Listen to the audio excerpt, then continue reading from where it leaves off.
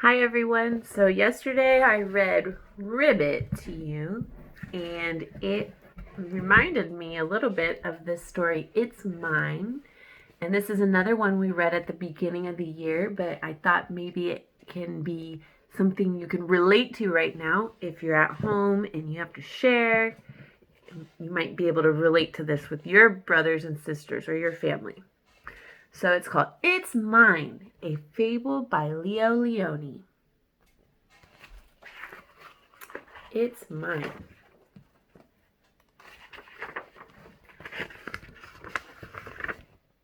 In the middle of Rainbow Pond, there was a small island. Smooth pebbles lined its beaches, and it was covered by ferns and leafy weeds.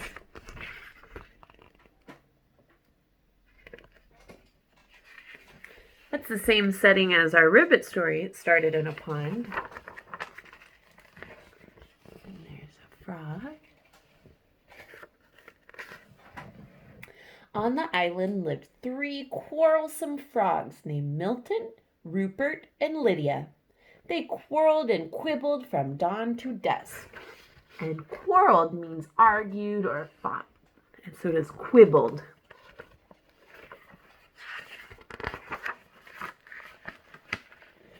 Stay out of the pond, yelled Milton. The water is mine.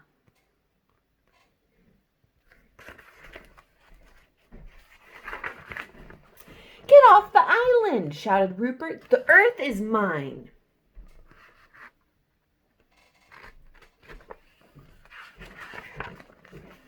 The air is mine, screamed Lydia as she leaped to catch a butterfly.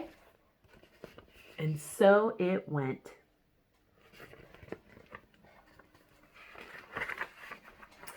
One day, a large toad appeared before them.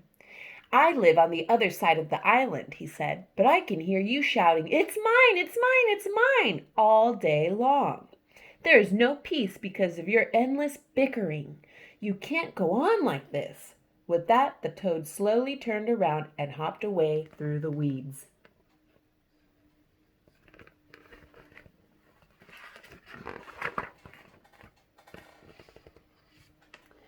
No sooner had he left than Milton ran off with a large worm. The others hopped after him. Worms are for everybody, they cried. But Milton croaked defiantly, Not this one, it's mine.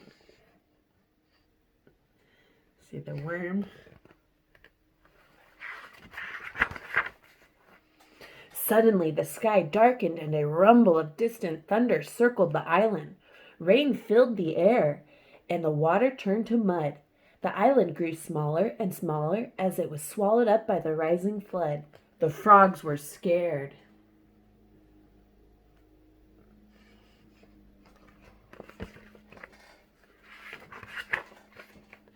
Desperately, they clung to the few slippery stones that still rose above the wild, dark water. But soon these too began to disappear. See how the water's rising? There was only one rock left, and there the frogs huddled, trembling with cold and fright. But they felt better now that they were together, sharing the same fears and hopes.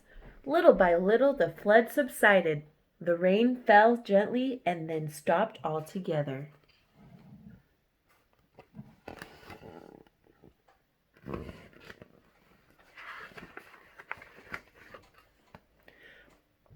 But look! The large rock that had saved them was no rock at all. You saved us, shouted the frogs when they recognized the toad.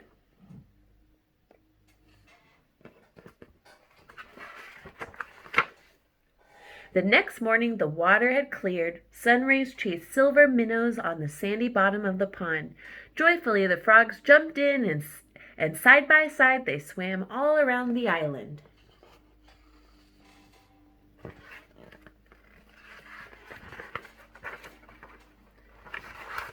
Together they leaped after the swarms of butterflies that filled the air.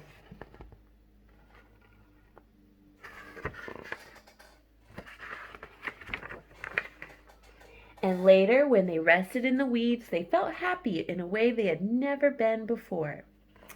Isn't it peaceful? said Milton. And isn't it beautiful, said Rupert. And you know what else, said Lydia. No, what? The others asked.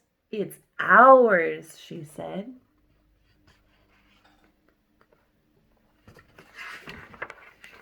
The end. Okay, so could you relate to the frogs in the story? Do you ever have to share something with someone that you don't want to? And maybe right now you're having to share at home.